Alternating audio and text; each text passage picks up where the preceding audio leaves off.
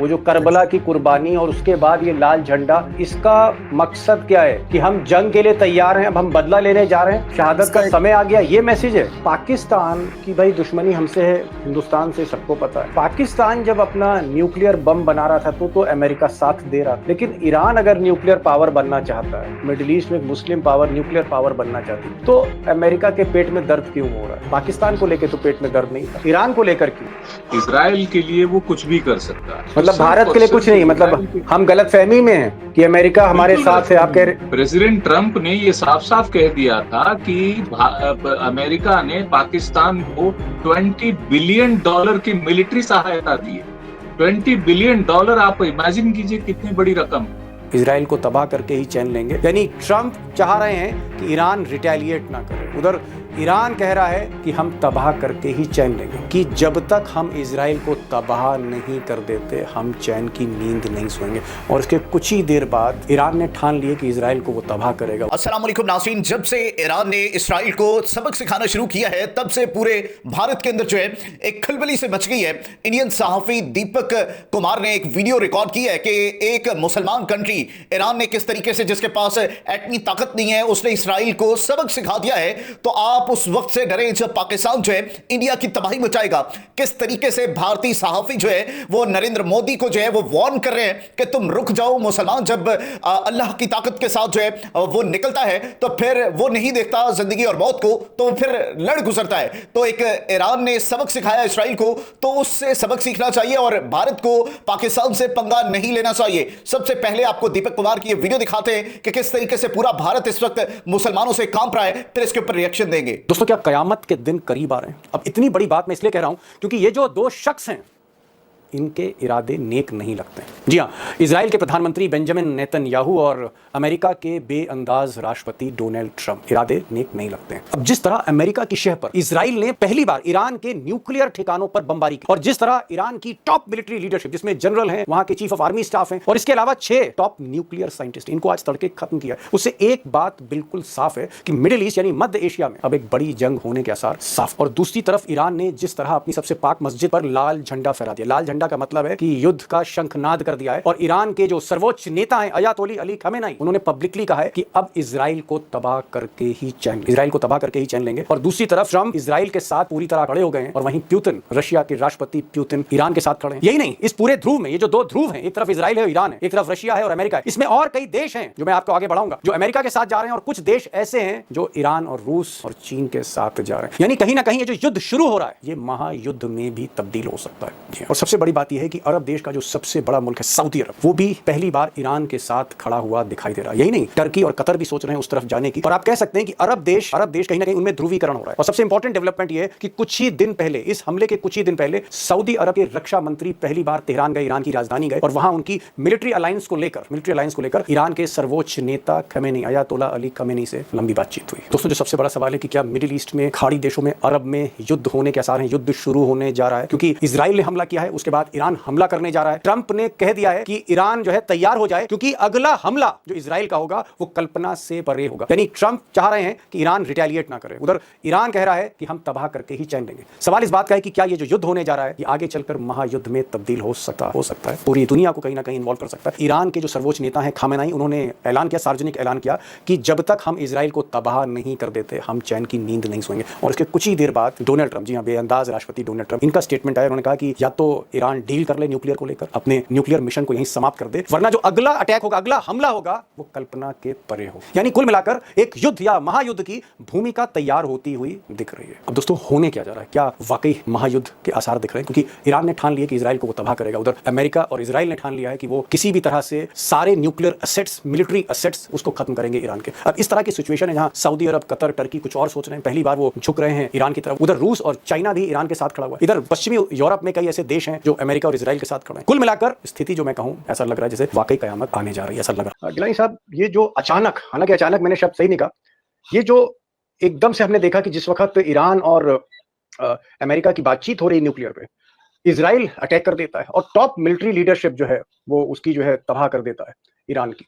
मेरा सवाल ये है कि ये जो इजराइल का जो ताजा हमला है और ईरान की जो टॉप मिलिट्री लीडरशिप है, उसके जो न्यूक्लियर साइट्स हैं वहां पर हमला, क्या इसके पीछे अमेरिका है? क्योंकि आप मिडिल ईस्ट में आप कई बार ईरान जा चुके हैं, आप चाहे वो पैलेस्टीन हो, चाहे वो जॉर्डन हो, चाहे वो सऊदी अरब हो, चाहे वो यमन हो, आपका सारा एरिया समझा हुआ है और मैं कह सकता हूं कि वॉर की रिपोर्टिंग जमीन पर आप कर रहे हैं और ये हमारी खुशकिस्मती है कि आप हमारे साथ में। मैं चाहता हूं कि क्या ये जंग की शुरुआत है?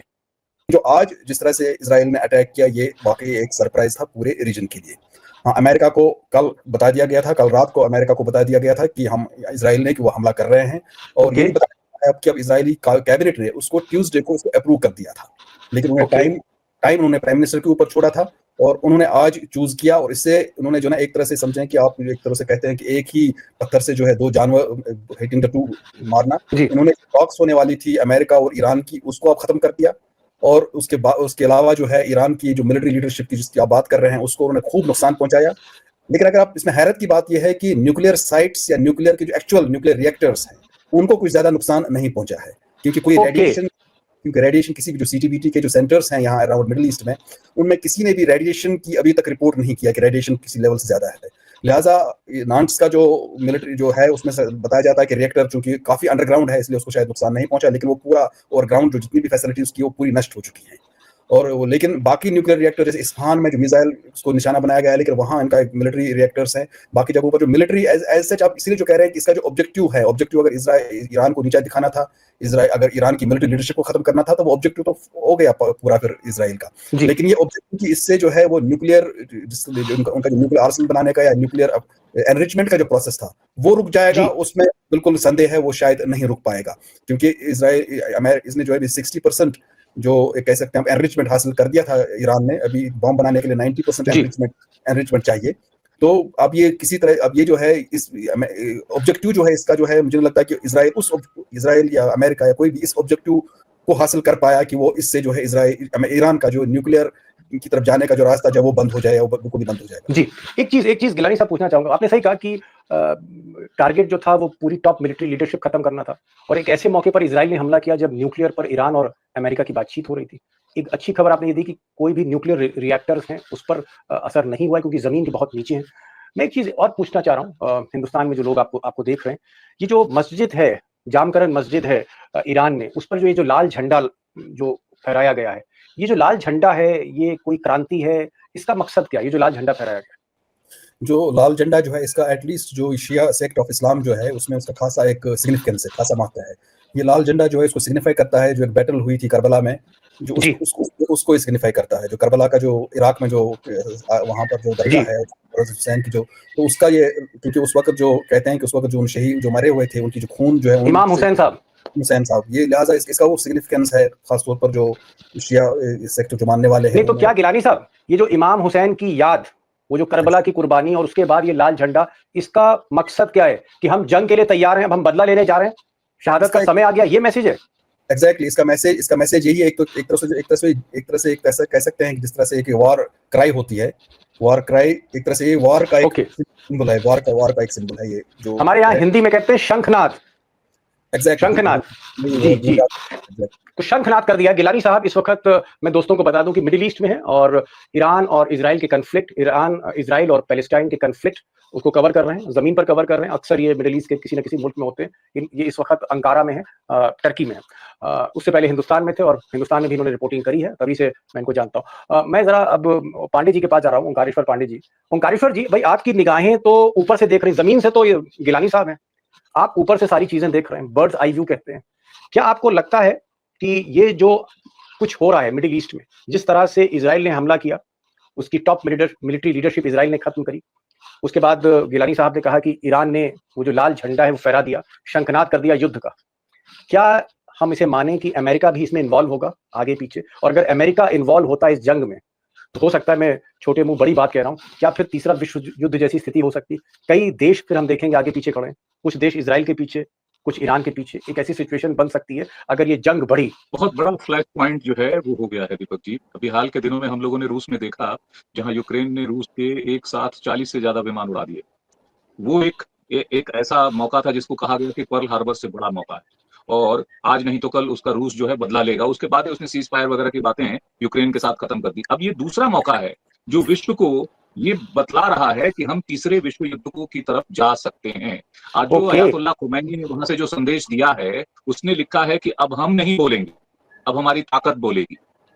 उसने साफ साफ ये कहा है कि इजराइल ने अपनी तकदीर का फैसला खुद लिख दिया है, और अब हम जो जवाब देंगे, हम बोलेंगे नहीं कि हम क्या जवाब देंगे, लेकिन हम जवाब देंगे। ईरान के प्रधानमंत्री ने भी उतनी ही कड़ी भाषा का इस्तेमाल किया। दरअसल पिछले 1 महीने से लगातार घटनाएं हो रही थी जिसमें इजराइल ने कई बार हमले किए, कई बार ईरान पर हमले किए। और आपको मालूम है कि ईरान जो है वो लैंड साइज में इजराइल से बहुत ही ज्यादा बड़ा है। अगर इजराइल की का पूरा लैंड साइज देखें तो 22,000 स्क्वायर किलोमीटर है, तो ये 16 लाख स्क्वायर किलोमीटर में फैला हुआ है। अगर ईरान का जो पॉपुलेशन है वो 9 करोड़ से ऊपर है, 10 करोड़ के आसपास है, तो इनकी 1 करोड़ के आसपास है, 1 करोड़ 1 लाख के आसपास इजराइल की आबादी। लेकिन टेक्निकली ये बहुत साउंड है, इसीलिए इन्होंने फलस्तीन में, गाजा में, जिस जगह पे आपने देखा, ये प्रिसाइजन अटैक करने में इजराइल जो है वो माहिर है, और पीछे अमेरिका का समर्थन है। ये बातचीत होनी थी अभी, जो कि उसके न्यूक्लियर जो संवर्धन की जो बात हो रही है, एनरिचमेंट की, वो उसके करीब पहुंच गया था। ये अटैक ईरान इस पे इजराइल ने क्यों किया ईरान पर, ये कह के कि साहब ये करीब करीब यहां तक पहुंच गए थे, और अगर हम ना अटैक करते तो ये हमको बर्बाद करने की स्थिति में थे, इसलिए करना पड़ा।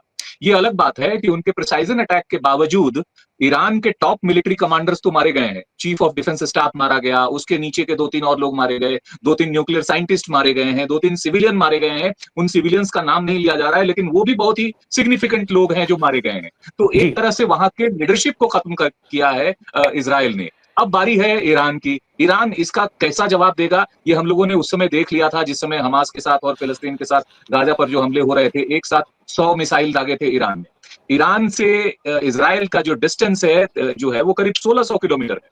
बावजूद इसके ईरान ने जबरदस्त हमला किया था। और अब मुझे लगता है कि कुछ ही दिनों में, हो सकता है 1-2 दिनों में हो जाए या 1-आध हफ्ते लग जाए तैयारी करने में, लेकिन एक जबरदस्त हमला होगा, और ये हमला किसी भी रूप में जा सकता है, किसी भी रास्ते पर ले जा सकता है, चाहे वो तीसरे विश्व युद्ध का ही रास्ता क्यों ना हो। बड़ी बात कह रहे हैं पांडे साहब, कह रहे हैं कि कहीं ना कहीं तीसरे विश्व युद्ध की तरफ एक higher engagement of other countries ना हो जाए, कि जहां ईरान के पीछे जो कंट्रीज खड़ी हैं, वो चाहे रशिया हो, चाइना हो या और देश हो, और इधर इजराइल के साथ अमेरिका और तमाम मुल्क खड़े हैं नेटो के, एक कन्फ्लिक्ट हो सकता है, बड़ा कन्फ्लिक्ट हो सकता है। गिलानी साहब, एक बात इन्होंने कही कि साहब ईरान पूरी तरह से अब बौखलाया हुआ है, अब ईरान से मतलब पानी गले के ऊपर तक आ गया है, बर्दाश्त के बाहर है, और अगर आप किसी की टॉप मिलिट्री लीडरशिप खत्म करेंगे शक के बिना पर, आपको शक है कि ईरान के पास न्यूक्लियर वेपन है, न्यूक्लियर हथियार है, तो ऐसा शक तो सद्दाम हुसैन को लेकर भी था, लेकिन वहां न्यूक्लियर वेपन निकले नहीं। क्या आपको लगता है कि इजराइल का हमला बहुत बड़ा था और अब ईरान इसका जवाब बैलिस्टिक मिसाइल से देगा? आज जो उसने ड्रोन छोड़े थे वो एक टेस्ट कर रहा है, एक मिजाज समझ रहा है ड्रोन के जरिए, असली बैलिस्टिक मिसाइल से असर हो सकता है। क्या बैलिस्टिक मिसाइल से हमला कर सकता है? आज नहीं, कल नहीं, परसों, 2-3 दिन के अंदर, 4-5 दिन के अंदर? गिलानी साहब, ये जो आज रात को जो अटैक हुआ था, जो यहाँ तेहरान के तकरीबन 3 बजे रात को जो शुरू हुआ था, इसमें तकरीबन 200 इजरायली फाइटर प्लेन्स ने हिस्सा ले लिया था। और ये तकरीबन पिछले बताया जाता है कि 2 साल से इसकी तैयारियां हो रही थी। उन्होंने 2 साल से तैयारी, किसी भी वक्त इस तरह को हमला करना पड़ेगा, तो 2 साल से इसकी तैयारियां हो रही थी। अब ये जो ऑप्शन है कि एयरफोर्स के जरिए हमला करना इसराइल पर, वो मेरे ख्याल में ईरान के लिए पॉसिबल नहीं है, क्योंकि बीच में कई कंट्रीज आती हैं, उनकी एयर स्पेस वायलेशंस वो इस हद तक सऊदी अरब ने उसमें तो जो की है, कंडम तो किया है, सऊदी अरब ने कंडम किया है, लेकिन वो इस हद तक कि वो ईरान को अपने एयर स्पेस इस्तेमाल करने देंगे, वो बहुत मुश्किल है कहना कि वो कोई करने नहीं देगा, क्योंकि वो कोई भी जो है, वहाँ पर अमेरिकन बेसिस भी हैं इन कंट्रीज में। तो ईरान के पास जो अवेलेबल रास्ता है, या तो यही है कि दुनिया भर में जो इजराइल एसेट्स हैं उनको किसी तरह से निशाना बनाए थ्रू कोवर्ट ऑपरेशंस, और दूसरा अगर डायरेक्ट वॉर में जो है उनके पास बैलिस्टिक मिसाइल्स हैं, लेकिन अमेरिका ने वहाँ पर एक पैट्रियट एक वो सिस्टम रखा हुआ है वहाँ इसराइल में, जो पैट्रियट एंटी मिसाइल सिस्टम वहाँ रखा हुआ है, जो उनको शायद बैलिस्टिक मिसाइल से बचा सका। लेकिन यह है कि आपने देख ही लिया कि ये जो आयरन डोम भी जो है, या जो एयर डिफेंस सिस्टम भी जो है, कितना ही मजबूत क्यों ना हो, कहीं ना कहीं से जो है उसमें शिगाफ तो हो ही जाता है जी। तो और दूसरा उनका जो ऑप्शन है, दूसरा है कि यमन के रास्ते, यमन और ईरान से जो है वो हमला कर सकते हैं इसराइल के ऊपर, लेकिन जरूरी नहीं है कि वो हमला अभी हो, जरूरी नहीं है कि हमला जो है बैलिस्टिक मिसाइल के जरिए ही हो, वो हमला कोवर्ट ऑपरेशंस के थ्रू भी हो सकता है। एक क्लैन साहब, एक चीज और, क्योंकि आप मिडिल ईस्ट में हैं और जितनी मुस्लिम कंट्री हैं ज्यादातर नेताओं से मिलते हैं, उनके चाहे मिलिट्री लीडर हो, चाहे पॉलिटिकल लीडर हो, चाहे ईरान हो, चाहे सऊदी अरब हो, चाहे मस्कट ओमान हो, चाहे यमन हो, चाहे इजिप्ट हो। मैं ये जानना चाह रहा हूँ कि इस वक्त मिजाज क्या है, खासकर जो मुस्लिम कंट्रीज हैं उनको एक बहुत बड़ा शॉक लगा है, और क्या ईरान के सपोर्ट में, जैसे आज सऊदी अरब ने सपोर्ट दिया है, सऊदी अरब ने चिट्ठी कहा है कि हमें हमारे भाई ब्रदर ईरान बोला है उसने, और जो हमला हुआ हम इसकी निंदा करते हैं। क्या आपको लगता है कि मुस्लिम देश अल्टीमेटली ईरान के साथ खड़े हो सकते हैं अगर यूएस और इजराइल ने इस तरह के हमले को और तेज किया? देखिए, जो एक सबसे ये जो कंट्रीज थी गल्फ में, उनको एक ईरान का एक खौफ था। ईरान वैसे जो खौफ वैसे ही नहीं था, क्योंकि ईरान ने जो कुछ एक आर्क ऑफ रेजिस्टेंस बना के रखा हुआ था, यहाँ से शाम से लेकर बहरीन तक ऑलमोस्ट एक जो आर्क ऑफ रेजिस्टेंस बना के रखा था। इसने जो एक सुन्नी मुस्लिम कंट्रीज जो हैं, ये इनके लिए ये अब इसराइल से ज़्यादा ईरान को एक सिक्योरिटी थ्रेट मानते थे, और उसके लिए उनको अमेरिका की ज़रूरत पड़ती थी। लेकिन अब शाम और फिर लेबनान में जो है ईरान की जो हिजबुल्लाह जो वहाँ पर प्रेसिडेंट का इलेक्शन ही नहीं होने देते थे। इस तरह की बहुत सारी चीज़ें जो है, जो ईरान की अपनी भी गलतियाँ थी। ईरान ने कभी भी इन कंट्रीज की सिक्योरिटी इंटरेस्ट को एड्रेस नहीं किया, लिहाजा ये कंट्रीज को एक सिक्योरिटी थ्रेट मानते थे अपने लिए। और दूसरा जो है, ईरान ने जो अपने इनकलाब जो है उसको एक्सपोर्ट कर रहा था, तो उनको भी लग रहा था कि हमारी उससे गद्दी खतरे में है, बजाय इसके कि पहले डोमेस्टिकली ईरान अपने आप को पहले ठीक करता। तो और फिर इसके बाद इराक में जो एक्सेस मिला ईरान को, वो एक्सेस ऑलमोस्ट तकरीबन इराक जो है एक तकरीबन नेक्स्ट ईरान ही तकरीबन ऑलमोस्ट बन गया था।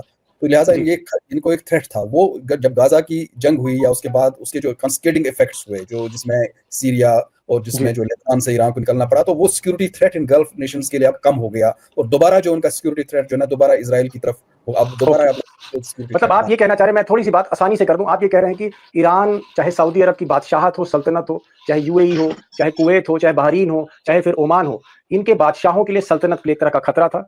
लेकिन गाजा के युद्ध के बाद जिस तरह से ईरान ने मदद की फिलिस्तीनियों की, खुलकर सामने आए मुस्लिम्स के लिए, आपका कहना है कि अब मुस्लिम जो कंट्रीज हैं उनका नजरिया बदला है ईरान के प्रति अब ट्रस्ट बदला है, और इजराइल टारगेट पे, आप ये कहना चाहते हैं? एक वजह ये भी हुई उसकी, क्योंकि ईरान का जो एक्सेस था खासतौर पर सीरिया में तो ईरान का डायरेक्ट कॉन्फ्रंट था गल्फ स्टेट्स और तुर्की के साथ। और चूंकि सीरिया में जो वहां पर विड्रॉ किया ईरान ने, और लेबनान में जिस तरह से उसको पॉलिटिकली विड्रॉ करना पड़ा, लिहाजा वो बिल्कुल अब इनके लिए थ्रेट नहीं है ईरान। थ्रेट नहीं, बड़ी बात। मतलब कहीं ना कहीं ये कह रहे हैं कि जो नया इक्वेशन है, जो मुस्लिम कंट्रीज का जो नया इक्वेशन है, उसमें ईरान को पहले से ज्यादा आप कह सकते हैं ट्रस्ट मिल रहा है, एतबार, भरोसा बढ़ा है मुस्लिम कंट्रियों का ईरान के प्रति, और वो जो एक तरह का कटुता थी वो कम हुई है, और जो टारगेट है वो इजराइल है इस वक्त, और यूएस है। ओंकारेश्वर जी, एक चीज मैं आपसे पूछना चाहूंगा, क्योंकि आप हिंदुस्तान पाकिस्तान सबके एक्सपर्ट हैं और आप वॉल्यूम्स लिख सकते हैं इसके ऊपर। मैं एक चीज देख रहा था कि पाकिस्तान की भाई दुश्मनी हमसे है, हिंदुस्तान से, सबको पता है। पाकिस्तान जब अपना न्यूक्लियर बम बना रहा था तो अमेरिका साथ दे रहा था, लेकिन ईरान अगर न्यूक्लियर पावर बनना चाहता है, मिडिल ईस्ट में मुस्लिम पावर न्यूक्लियर पावर बनना चाहती, तो अमेरिका के पेट में दर्द क्यों हो रहा है? पाकिस्तान को लेकर तो पेट में दर्द नहीं था, ईरान को लेकर क्यों है? उसके पीछे उसका जो रिलेशन इजराइल के साथ है ना, वो इंडिस्पेंसिबल है। उससे वो अपने आप को अलग नहीं कर सकता। इजराइल के लिए वो कुछ भी कर सकता है।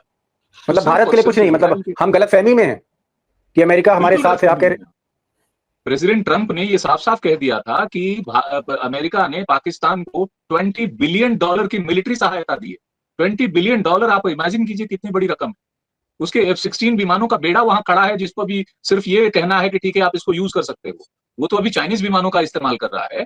पाकिस्तान में अमेरिका का बहुत बड़ा मिलिट्री एसेट पड़ा हुआ है, जो उसको वो पूरी तरह इस्तेमाल नहीं कर रहा है।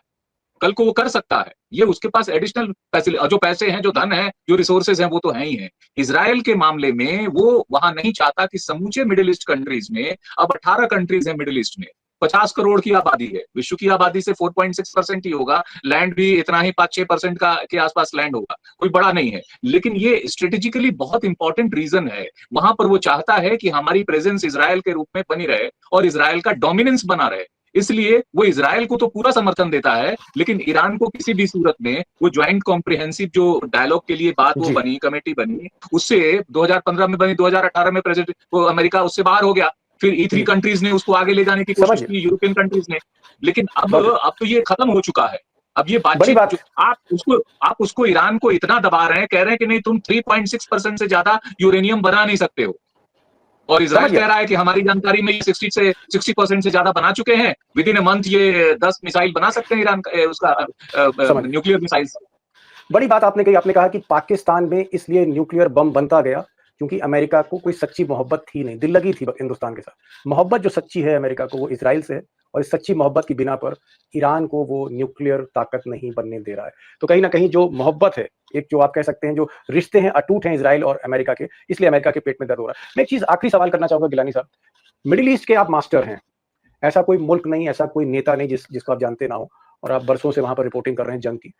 अगर ये युद्ध बढ़ जाता है, मुझे कहना नहीं चाहिए लेकिन एक हाइपोथेटिकल सिचुएशन, अगर ये वाकई युद्ध बढ़ जाता है, इजराइल और अमेरिका मिलकर तबाही कर देते हैं ईरान में, तेहरान में, क्या सऊदी अरब, क्या कुवैत, क्या यमन तो खैर है ही, ओमान, इस तरह के जो मुल्क हैं, इजिप्ट, जॉर्डन, ये जो मुस्लिम कंट्रीज हैं, अल्टीमेटली अगर ईरान में ज्यादा तबाही इजराइल और अमेरिका करते हैं, मोसाद करता है, CIA करती है, क्या मुस्लिम कंट्रीज ईरान के साथ अल्टीमेटली आएंगे? 3 मुस्लिम कंट्रीज के लिए ये बहुत ही कह सकते हैं कि बहुत मसला हो जाएगा, उनको क्या करना है, एक तरह से धर्म युद्ध मसला हो जाएगा उनके लिए। वो है सऊदी अरब, कतर और तुर्की। यही 3 कंट्रीज हैं जो पावरफुल कंट्रीज हैं।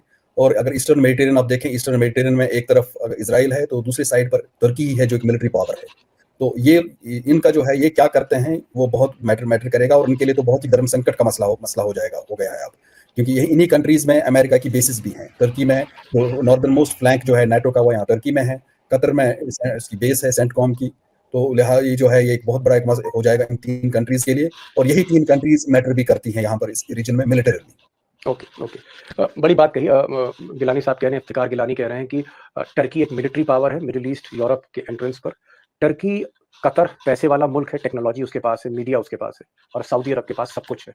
सऊदी अरब, कतर और टर्की को सोचना पड़ेगा दोस्तों कि भाई धर्म संकट है, कहाँ जाएं, धर्म के साथ चलें या पैसे के साथ जाएं या मिलिट्री के साथ जाएं। तो ये बहुत बड़ा क्वेश्चन है, और गट फीलिंग ये हो सकता है कि जी मैं आ रहा हूँ ओंकार शिव, आपके पास आ रहा हूँ, मैं आपके पास आ रहा हूँ। तो ये तीनों जो मुल्क हैं, तीनों मुल्क हैं, इनको डिसाइड करना है। अब मैं एक सवाल ओंकारेश्वर जी से कर रहा हूँ, ये तो मिडिल ईस्ट की बात बता दी, क्या जियोपॉलिटिक्स में जो दुनिया भर के बाकी देश हैं, क्या ये जंग बढ़ती है तो रूस और चाइना ईरान के साथ आएंगे कि नहीं आएंगे? Mister Pandey, last question.